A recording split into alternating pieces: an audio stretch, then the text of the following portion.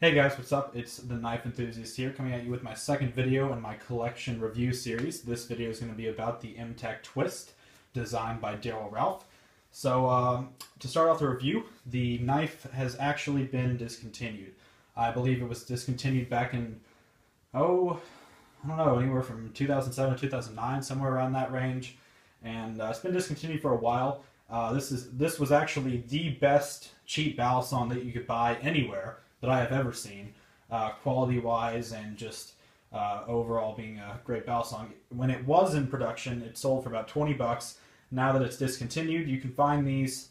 You can still find these pretty easily, but they sell for about $40 now, which still isn't that big of a deal. So starting off with the blade, it's got this very nice drop point, I believe, or clip point blade. One of the two, with this gray coated blade. This was designed by Daryl Ralph, so you can kind of see his signature down here. Designed by Daryl Ralph. Mtech Extreme. So it's got a very nice tip. Pretty sharp, not that bad. Flat spine, but it's not. It's kind of smooth on the edges. That's nice. It's got a gunmetal gray handle. The pins are very shiny and they're flat, so they're kind of mounted right in there. Got dual tang pins, which I love. If you're going to do tang pins, make sure you do dual tang pins, not single tang pins. They're really nice. It is also the only cheap Balisong that I've seen that has torque screws that are adjustable. So this knife will last you a lifetime if you take proper care of it. You can adjust it to your preferences, and if the screws fall out, you just screw them back in, and this knife will last you a very long time with proper care. Now this is gunmetal gray handles. It's shiny and very smooth and slick feeling. Sandwich construction, got some detailing in here. Looks pretty nice. Sandwich construction is pretty good. I like it.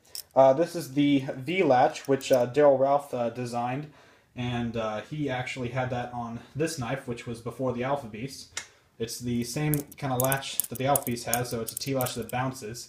That's a very nice feature because it's one of the only latches that I've ever seen that never, T-latches, that never gets in the way. I've only seen that on the Alpha Beast and on the Mtech Twist and some other custom DDR knives. So very nice, has a lot of screws, so very adjustable on all sides.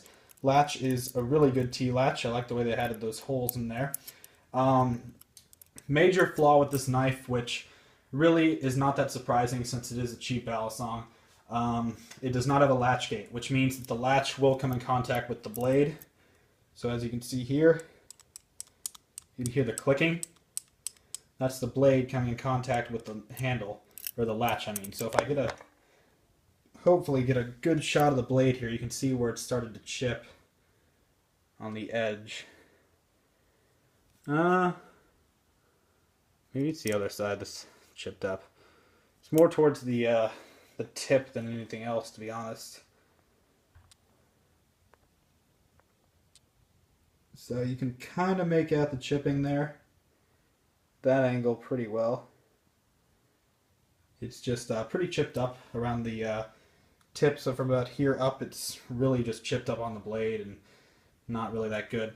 I don't flip him as much because I have some other Balisongs that I flip that are more expensive, but I do flip him from time to time because he will not break. I can adjust him to my preferences, or him, I don't even know why I'm calling him, but I can adjust it to my preferences, and I can still flip him pretty well for a cheap Balisong.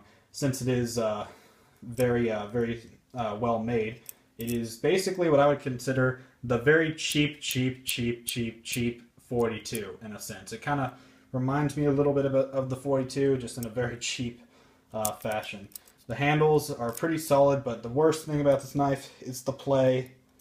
It is terrible. It's just god-awful. So, that's just not good. Yeah, but the latch chips the blade, which you might want to just go ahead and take the latch off in general. But the play is just, it's a lot, which is one of the main reasons I stopped flipping it, because it's so flimsy, or not flimsy, but so just loose. And the handle, it's actually a little bit heavier than I remembered. It's not like a 62 heavy, but it's heavier than you would think for this kind of Balisong. So, Sandwich construction is pretty thin there. I like how that played out, being really thin, not, you know, a lot of handle material, making it thicker. So the horns are pretty nice. Looks pretty good. If you can actually find one of these and you want to start out into Balisongs, this is the perfect knife to buy. The only problem is they are discontinued and they're a little bit harder to find than a silver vein, which I made a video on. That was my first video in the series, so if you want to go check out that one, you can. But the silver vein's in production, this one's not.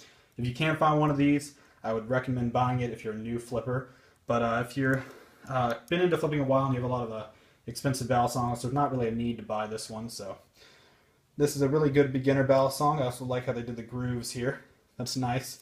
It's very grippy. Now, I haven't noticed anything besides being a good grip for your thumb that helps you with certain moves on this knife. I guess it'd be good for twirling because I like the way it feels on the edges. But besides that, not much.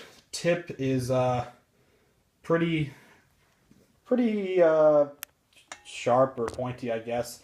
It's a little bit dull, but not too bad. So like I said, the coated gray with the gunmetal handles looks pretty darn cool. I think they had a version 2 of this. I don't remember exactly. The blade is 440C, which I forgot to mention. So there you go. It does latch in place.